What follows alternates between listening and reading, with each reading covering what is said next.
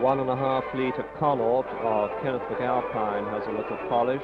And here the new Formula One Grand Prix Connaught, seen without its streamlined bodywork, with an admiring crowd round it. The Connaught has the covers put on over its fuel tank, a little final polish on the mirror. The drivers run across the road for the Le Mans time start.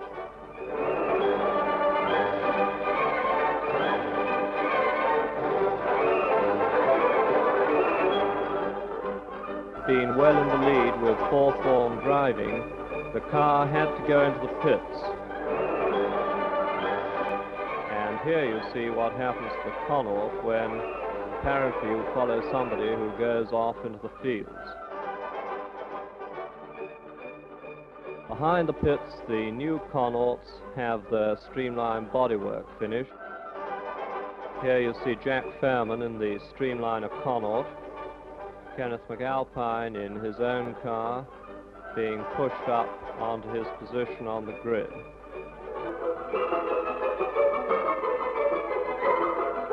And they're off.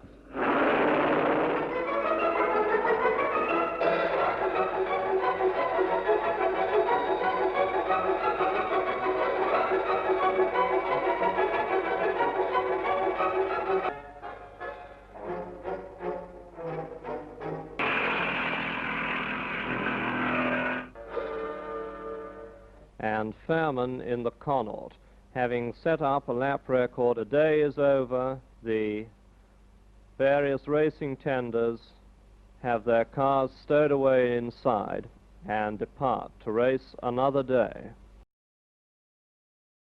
The product is a success. The product will make it to production as a success. We have that confidence. We knew from the beginning exactly how much money we would need to do this, and we are under budget. Fundamentally, I met Tim at Jaguar. My background predominantly is vehicle integration. It's looking at the whole vehicle as an entity from a sales and marketing point of view. Tim's background predominantly being engineering driven and powertrain engineering driven. There was a great ability there to actually oversee a whole project and deliver something to market that was innovative and ahead of the game.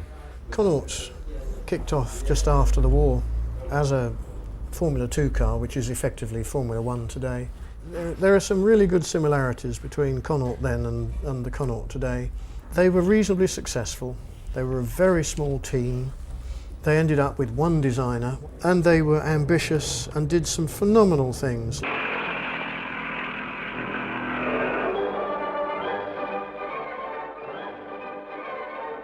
Here you see the streamlined Connaught, Jack Fairman, Rodney Clark, Kenneth McAlpine, having a technical conversation after Jack Fairman has just come in, having put in a few practice laps.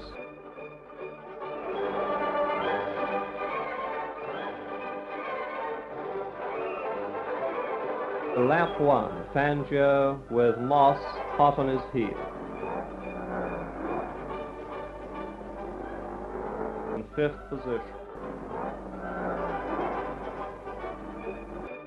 Connaught goes through, this one Rob Walker's car.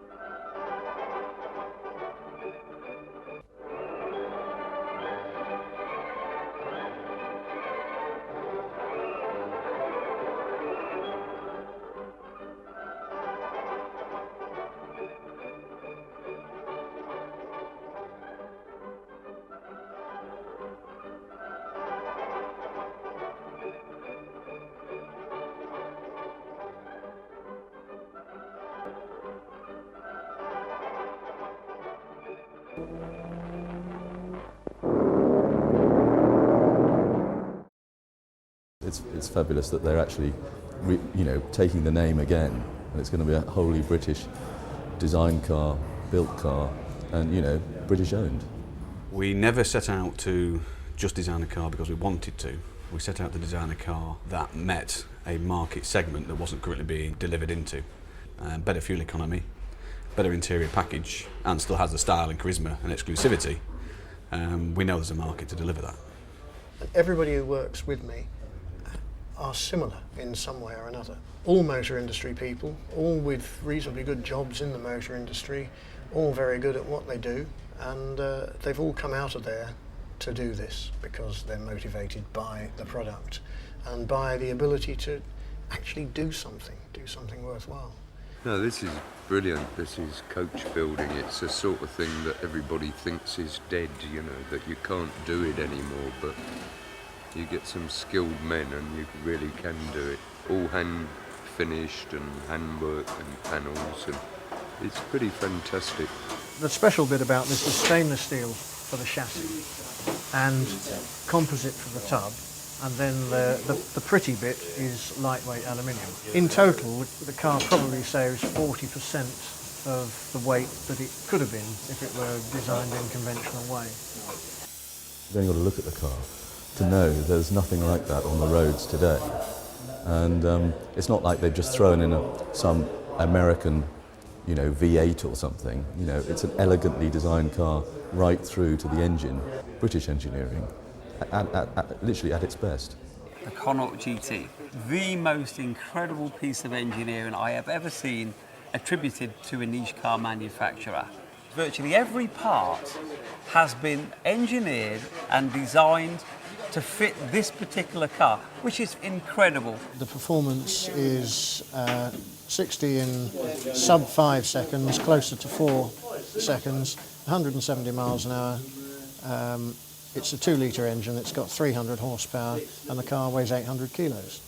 It's very ambitious, but ambitious is fine because we use the same tools as the big motor industry boys. We use the same CAD systems, we use the same development tools. If you use those tools right, you can do things at literally a fraction of the cost. If I was looking at this project from an outsider, it looks as though it's been done by someone trying to make a statement. It's almost like a lifestyle statement. I'm very happy I'm involved in it. I couldn't be happier. The GT car here is seriously quick, and it's got more space in it than the more expensive rivals. We just know we can do it better. We're smaller, we're leaner, more dynamic, with the innovative skill sets and the tools in place. We've done a number of vehicles before, it's just we haven't done it under the Connaught banner. And being able to cherry pick the best skill sets, the best people, and the best concepts enables you to just be more flexible and dynamic.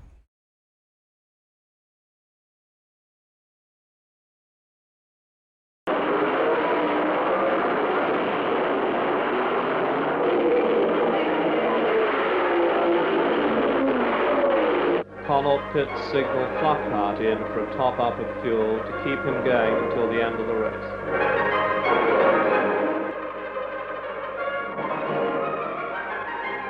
Well, most of it went in anyway.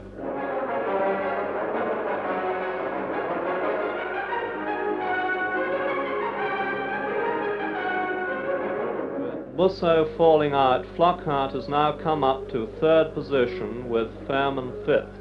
And as he goes away on his last lap, Moss comes in, the winner of the European Grand Prix. Here, Jack Fairman back in his pit, grimy, tired, but happy.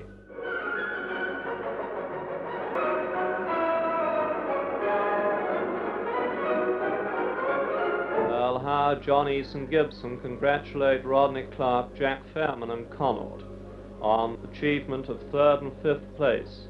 This once more confirms that so far Connaught are the most successful British team in Grand Prix racing.